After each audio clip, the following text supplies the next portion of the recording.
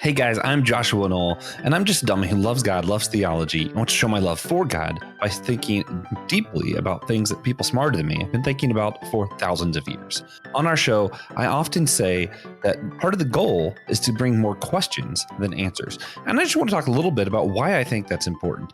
I don't just do this because I'm like, hey, I'm not smart.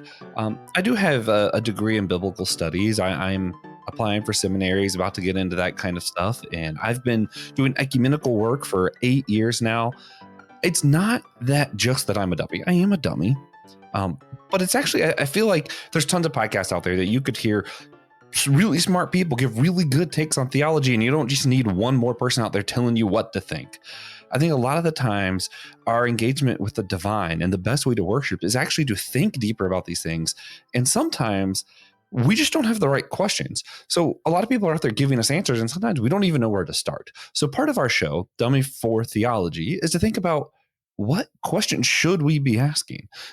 Maybe the right question to ask about God isn't where is he? Although we do ask that.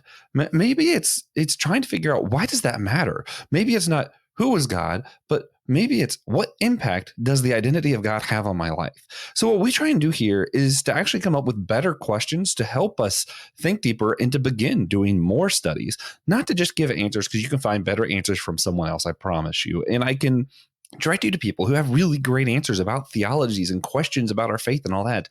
But I want to equip everyone to ask better questions so that we can engage the divine in worship, in study, and to just think deeper and to have a starting place to really begin to engage these things.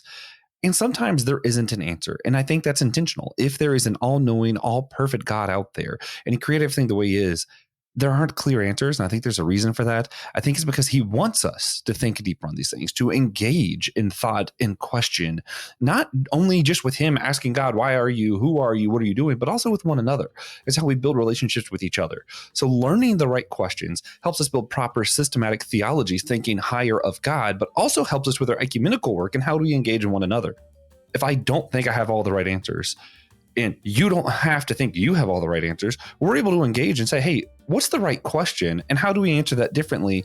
And how does those answers impact who we are and how we engage with each other? So, hey, we don't have all the answers. We're going to look for more questions than answers in this show. I hope you'll join me on that journey so that we can learn to study and think about God better and learn to engage with one another better by asking these questions and studying great theologians who've been thinking about these things for thousands of years before we have.